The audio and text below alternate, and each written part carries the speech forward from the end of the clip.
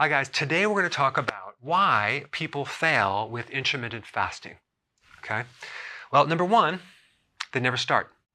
Intermittent fasting brings up a mental problem because you're depriving someone of food, and to people, food is survival. So you're taking away their ability to survive. But what you have to realize is you're not really doing that. You're just switching the food fuel for the fat fuel. You're finally, for once, living on your own fat. You're living off of the food that you ate months ago, maybe years ago, that turned into fat. You're finally using it as fuel. So once you realize that, maybe you'll feel a little bit better about that because you're not really depriving yourself.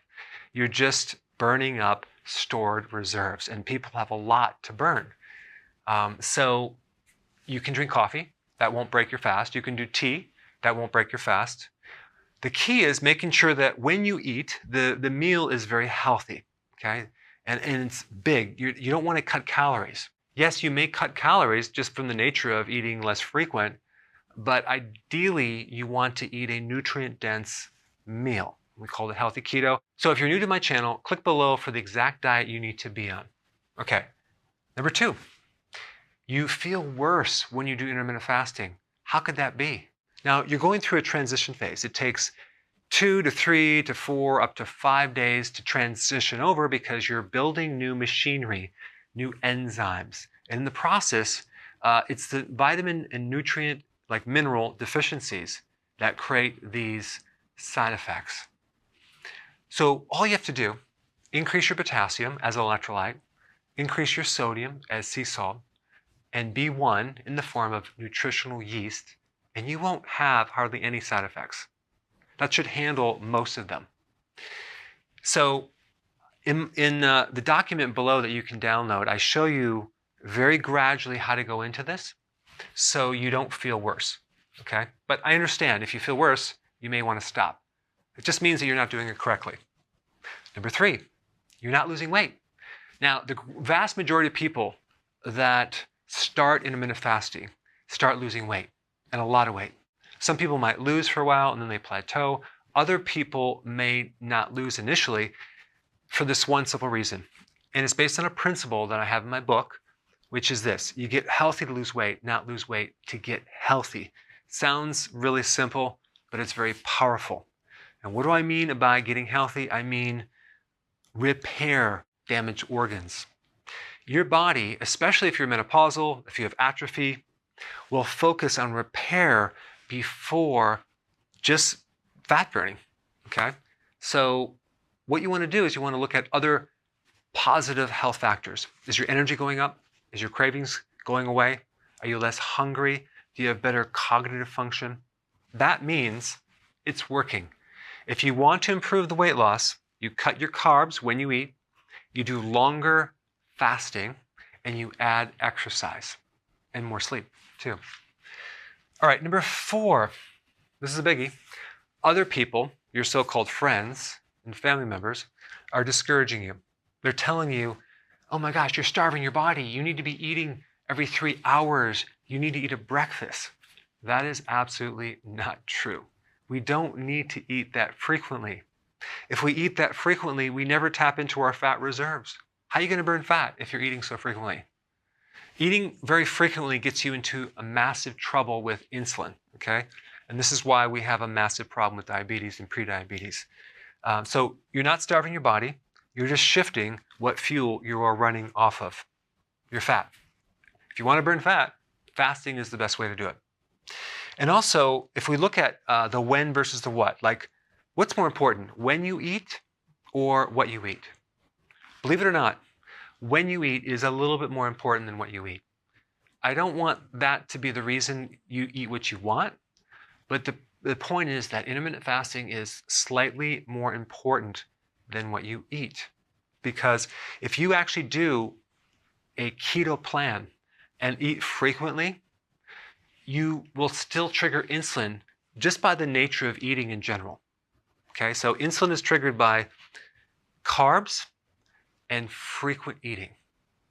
So that's why intermittent fasting with healthy keto goes together. Why? Because we're trying to heal insulin. And insulin is behind most chronic health problems. Then we get into what's called the 5 and 2 and alternate day fasting. What is that? I don't even consider these intermittent fasting. 5 and 2 is basically eat what you want 5 days out of the week, and then 2 days you cut your calories down to 500 per day.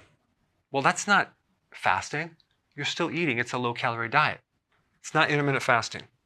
Plus, you're eating what you want 5 days out of the week. So that is a very unhealthy pattern of eating. Okay, alternate day fasting. This is where you pretty much eat what you want every other day. And the days that you so-called fast, you're eating 500 calories again. That's not fasting. You're eating 500 calories. That's a low-calorie diet. There are some benefits, okay, to do low-calorie, but it comes with the package. It doesn't get rid of your hunger. You don't convert over. It's hard to do because you haven't adapted. It takes a period of time to totally adapt to get rid of hunger and cravings. I mean, you could do a low-calorie diet with the cravings, but chances are you're going to go off because you crave. The entire success of intermittent fasting done correctly is this. Your hunger goes away. If you have no hunger, okay, you can go longer. You won't give up easily, okay? And this is what builds willpower, is your ability to say no to food. And the essence of why intermittent fasting works so well is you can go longer without eating, and you actually build your willpower. What destroys your willpower is going off the program, caving in. But if you can control yourself and you are in the driver's seat over the food, you can strengthen your willpower, and that is very, very important. The ability to control your environment, to not give in to the different foods around you. I mean, very few people can do that, but intermittent fasting is a tool to get into that state, okay? All right, depriving nutrients. Now, not if you actually do a healthy keto plan. When you eat, we always recommend to have a very good large meal with nutrient-dense foods. And I also recommend adding certain supplements as well. And I have a lot of videos on that. So that way you're never deprived of nutrients. We don't want your hair to fall out. We don't want your nails to become brittle. We don't want you to have side effects. And I show people exactly what to eat, what to take to avoid that. Now, sometimes you might hear this concept of intermittent fasting is not good for women because it destroys their hormones. And then you find out they're actually doing the 5 and 2 or the alternate day fasting. They're not doing it correctly.